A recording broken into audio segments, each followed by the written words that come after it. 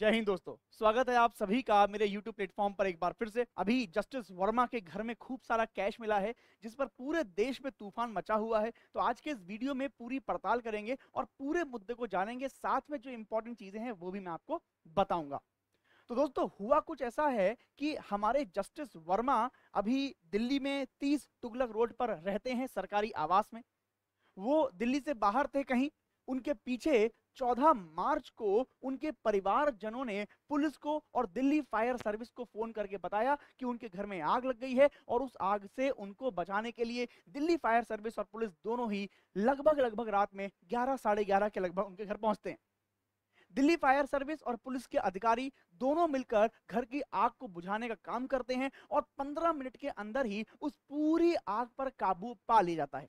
Delhi police और Delhi fire service के अधिकारियों को उनके घर में एक कमरे में जूट की बोरियों में नोट जलते हुए दिखे। नोट इतने ज्यादा थे कि वहां के जो अफसर थे, दमकल अधिकारी थे, वो सब चौंक गए। और चौंकने के बाद दोस्तों सीधे उन्हें 2008 का एक केस याद आया होगा, जब पंजाब हरियाणा हाईकोर्ट की जज निर्मल प्रीत कौर के घर के बाहर भी इसी प्रकार का एक पैकेट मिला था जिसमें 15 लाख रुपए थे।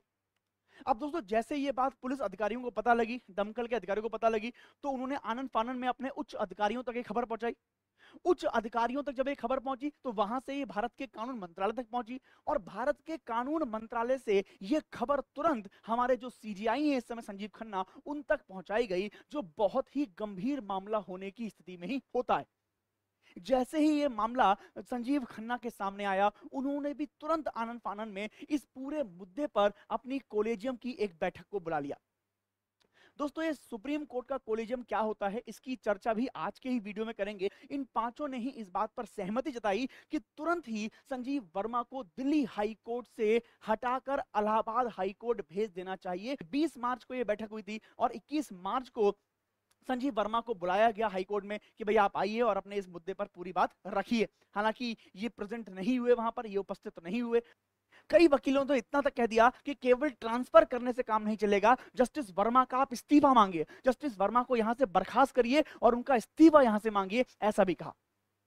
कई वकीलों ने कहा कि इस समय हमारे सुप्रीम कोर्ट को 1999 की प्रक्रिया का पालन करना चाहिए। आपको बता दें कि 1999 में सुप्रीम कोर्ट ने एक प्रक्रिया को बनाया था जिसके मद्देनजर सीजीआई को 3 तरह के मुद्दों पर एक्शन लेने की इजाजत दी गई थी। कैसे एक्शन?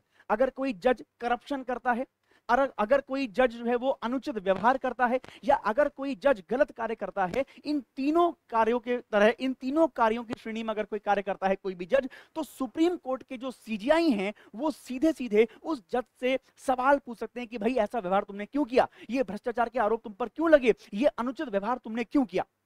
अगर वो उसका सटीक जवाब देता है, संतुष्ट करता है सीजीआई को, तो ठीक है, नहीं तो सीजीआई उसको बर्खास्त कर सकते हैं, उसको यहां से हटा सकते हैं, उसका इस्तीफा मांग सकते हैं। अगर वो इस्तीफा देने के लिए मना करता है, अगर वो जज जिसके ऊपर आरोप लगे हैं वो इस्तीफा देने पे मना करता है, तब यहीं से जो महाभियोग की प्रोसेस है वो उसकी तरफ बढ़ते हैं। फिर सीजीआई, संसद के द्वारा अनुमोदन किया जाता है, और संसद अगर अनुमोदन कर देती है उसके बाद उस जज को हटा दिया जाता है। सुप्रीम कोर्ट के सीजीआई जो थे उनको भी लगा कि भाई मामला गंभीर है, और तुरंत ही उन्होंने फिर एक काम किया। जो दिल्ली हाई कोर्ट के इस समय के चीफ जस्टिस हैं डीके उपाध्याय, इनको बोला कि भाई तुरंत आप एक फैक्ट फाइंडिंग रिपोर्ट हमको भेजिए, तुरंत बताइए कि ये पूरा मसला क्या है और इस मसले पर क्या एक्शन लेना चाहिए। इस बात की जो पूरी जानकारी है वो डीके उपाध्याय से मांगी गई। जैसे ही डीके उपाध्याय के पास ये मामला आया, डीके उपाध्याय ने तुरंत इसका जवाब दिया, और डीके उपाध्याय ने कहा कि ऐसे मामलों में हम हमेशा सचेत रहते हैं, हम हमेशा कॉन्शियस रहते हैं, और अदालत पूरी तरीके से कॉन्शियस है और पूरे मामले को देख रही है। हालांकि इसके बाद फिर सीधे सीधे फैसले 2 हुए। सुप्रीम कोर्ट की जो कोलेजियम बेंच थी उन्होंने कहा कि भाई एक तो तबादला हम करेंगे, इनका तबादला करके इनको इलाहाबाद हाई कोर्ट भेजेंगे, और सेकंड एक इन हाउस इंक्वायरी भी शुरू की जाएगी। मैं आपको बता दूं कि सुप्रीम कोर्ट भी तबादला करने का ऑफिशियल ऑर्डर जारी नहीं कर सकता, उसको भी राज्य सरकारों के द्वारा ही इंप्लीमेंट किया जाता है। दोस्तों, अगर जस्टिस वर्मा की बात करें तो जस्टिस वर्मा का जन्म 6 जनवरी 1969 को इलाहाबाद में ही हुआ था। उसके बाद इन्होंने जो बीकॉम किया है वो दिल्ली विश्वविद्यालय से किया, और उसके बाद फिर रीवा विश्वविद्यालय से इन्होंने अपनी एलएलबी की डिग्री हासिल की। इसके बाद ये 8 अगस्त 1992 को वकालत शुरू करते हैं, और उसके बाद साल 2006 में इलाहाबाद हाई कोर्ट में स्पेशल एडवोकेट के तौर पर यहां पर काम करना शुरू कर देते हैं।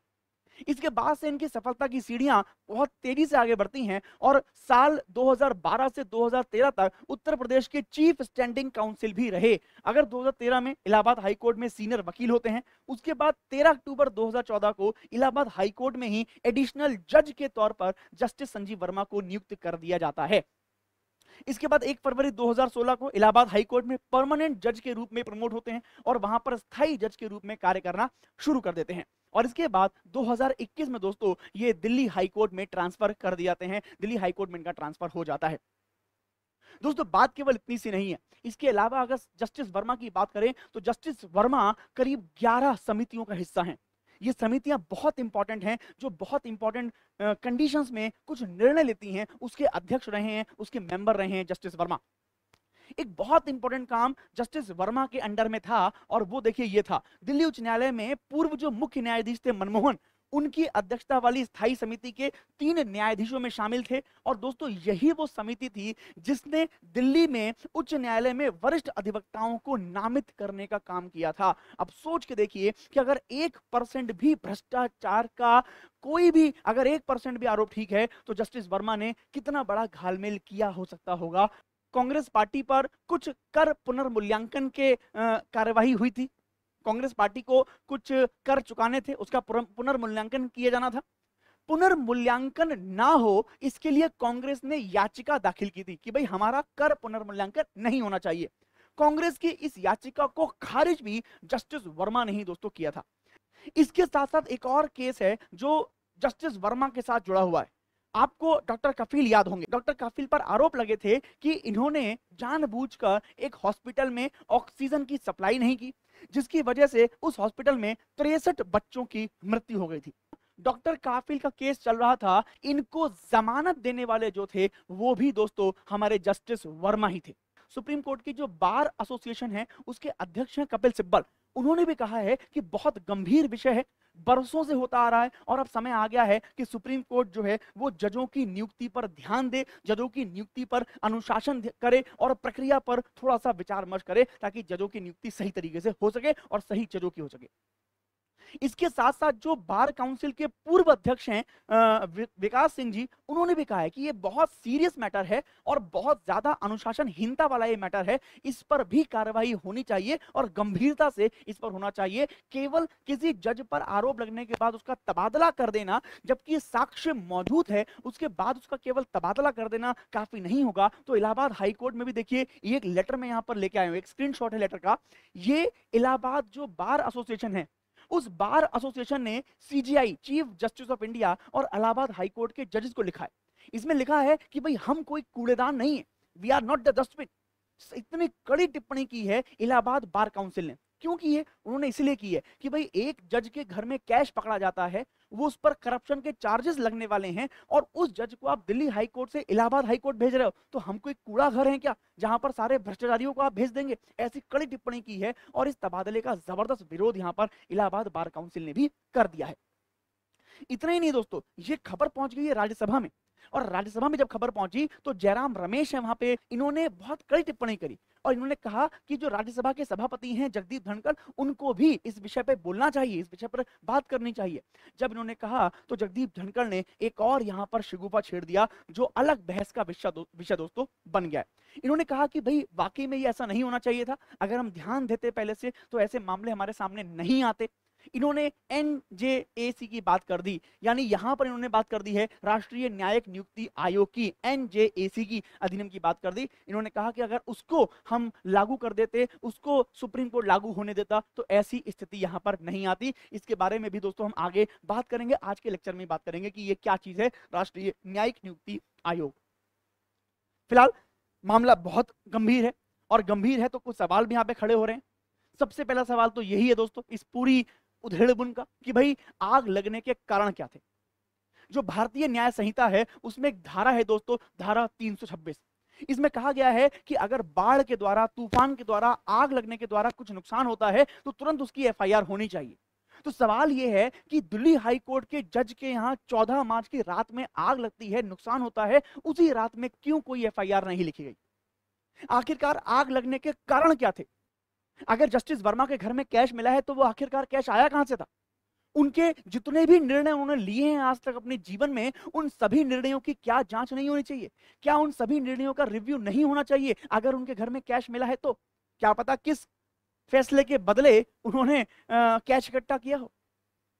लेकिन हालांकि ये सब कल्पनाएं हैं, अभी तक कुछ भी सच नहीं है, सब कल्पनाएं हैं। यहाँ पर 5 वर्षों में 1631 कंप्लेंट आई हैं भारतीय न्यायाधीशों के खिलाफ भ्रष्टाचार की। ये बात कही है भारत के कानून मंत्री ने 2022 में संसद में खड़े होकर। चलिए कोई बात नहीं, शिकायतें आती हैं, लोग गंदे होते हैं, बुरे होते हैं, लेकिन अब आगे देखिए आगे क्या हुआ है। आगे दोस्तों हुआ यह है कि 2022 के बाद एक पत्रकार हैं, उनका नाम है सौरभ दास। सौरभ दास ने सरकार से पूछा इस बार 2024-25 में कि भाई वो जो 1600 कंप्लेंट आई थी जिनकी आपने व्याख्या की थी संसद में, ठीक है, उन कंप्लेंट पे हुआ क्या? बस इतना पूछ रहे हैं। किसी को सजा मिली? कोई अपराध सिद्ध हुआ? कुछ मामले निकल गए? क्या कुछ हुआ? बताइए आप, क्या हुआ? क्या उन कंप्लेंट का क्या हुआ? तो दोस्तों सरकार ने इस आरटीआई का जवाब देखिए ये दिया है, और सरकार कह रही है कि भाई हमारे पास ऐसा कुछ नहीं है जो आपको बताया जाए जो आपकी आरटीआई से संबंधित हो। यानी सरकार कह रही है कि भाई हमें पता ही नहीं है, हमें नहीं पता कि उनका क्या हुआ। अब मित्रों मैं बात इतनी पूछ रहा हूं कि भाई 1600 कंप्लेंट तो पहले से दर्ज हैं, उनका नहीं पता क्या हुआ है, तो अभी अगर इन हाउस इंक्वायरी बैठा भी दी गई है तो इसका भी क्या होगा क्या पता। हम तो भूल जाते हैं, हम तो जल्दी भूल जाते हैं। अभी आईपीएल शुरू हो ही गया है, आज से आईपीएल शुरू हो गया है, हम भूल जाएंगे, है ना। हम ड्रीम 11 पे टीम बनाएंगे, है ना, माई 11 सर्किल पे टीम बनाएंगे। ठीक है, मैं प्रचार नहीं कर रहा हूं, लेकिन मेरे मन की भावना है, मैं आपको बता रहा हूं। दोस्तों भारत का जो लोकतंत्र है ना, वो अपने आप में बहुत महान रहा है, लेकिन महानता के साथ साथ वो अपने आप में कहीं ना कहीं उलझ गया। शक्तियों के पृथक्करण में वो इस प्रकार से उलझा है कि हमारी कार्यपालिका, हमारी न्यायपालिका, हमारी विधायिका, तीनों ही आपस में उलझ के रह गई। ये तीनों ही एक दूसरे पर प्रभाव जताना चाहती हैं और तीनों ही एक दूसरे के प्रभाव में काम करती हैं, तीनों ही एक दूसरे पर पर्दा डालती हैं और तीनों ही एक दूसरे को आगे प्रमोट करती हैं। इस वजह से कहीं ना कहीं भारतीय लोकतंत्र की दोस्तों हार हो रही है। हमारे सीजीआई हैं, उनका बयान आ गया है कि भाई घबराइए मत, ये मामला गंभीर है और जो तबादला किया गया है वो केवल और केवल एक शुरुआत है। हम इसको बहुत आगे तक लेके जाएंगे, बहुत गंभीरता से इसको लेंगे, ऐसा संजीव खन्ना साहब ने कहा है।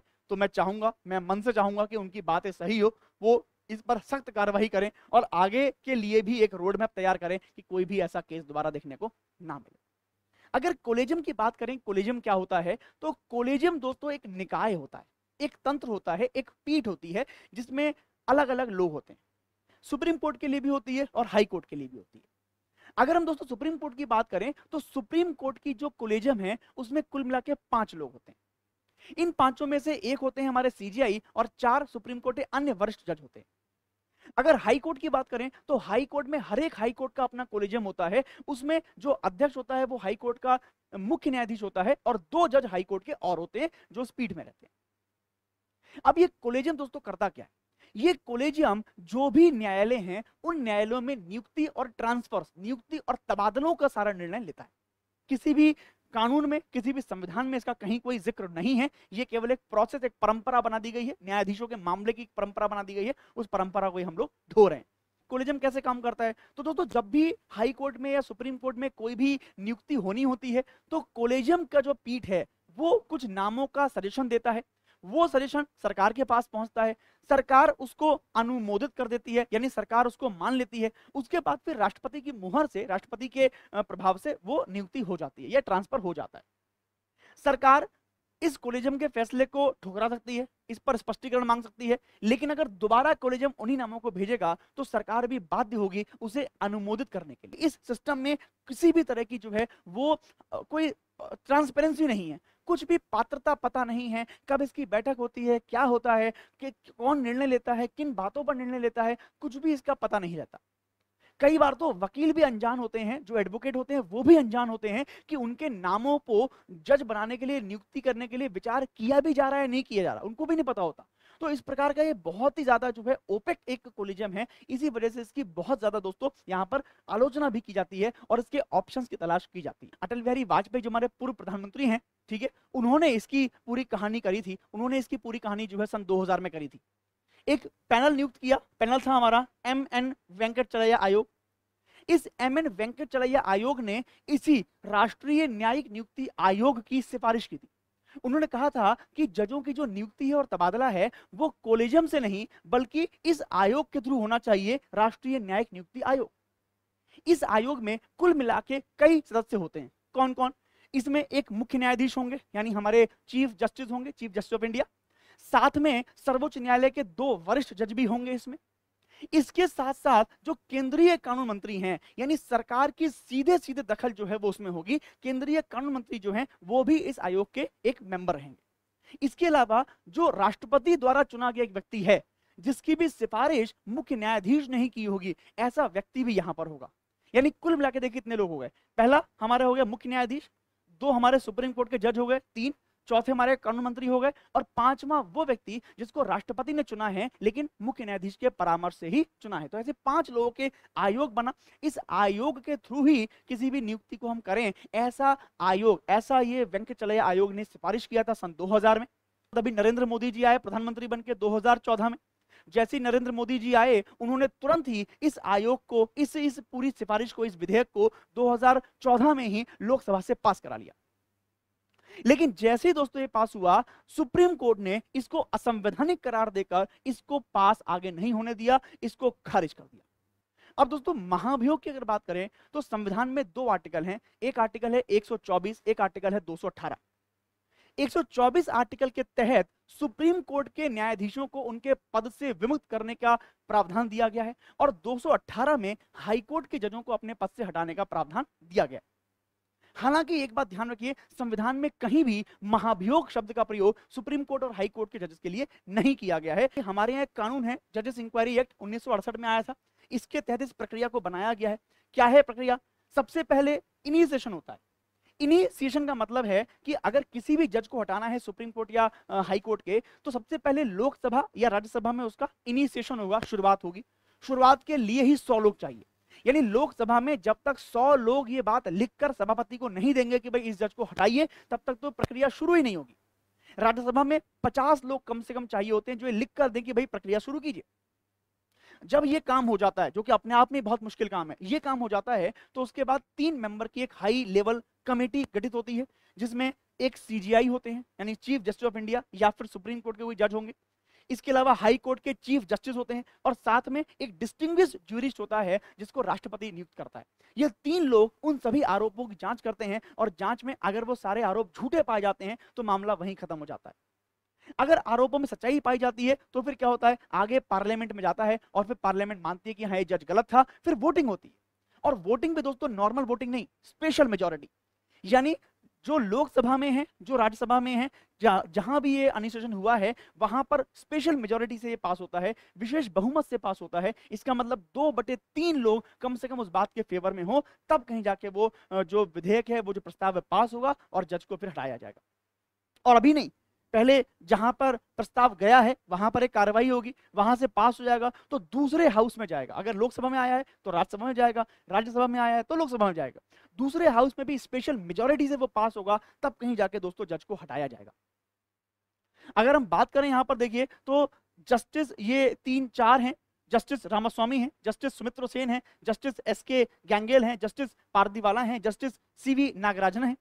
इन सभी के ऊपर इंपीचमेंट यानी महाभियोग लगने वाला था, लेकिन दोस्तों इनमें से किसी को भी महाभियोग के थ्रू हटाया नहीं जा सका, क्योंकि कुछ लोगों ने ऐसा हुआ कि महाभियोग लगने से पहले ही इस्तीफा दे दिया, कुछ लोगों का महाभियोग प्रस्ताव पास ही नहीं हो पाया, कुछ लोगों के आरोप झूठे साबित हो गए। तो आज तक भारत में किसी भी जज को महाभियोग के द्वारा हटाया नहीं गया, ये भी एक सच्चाई है।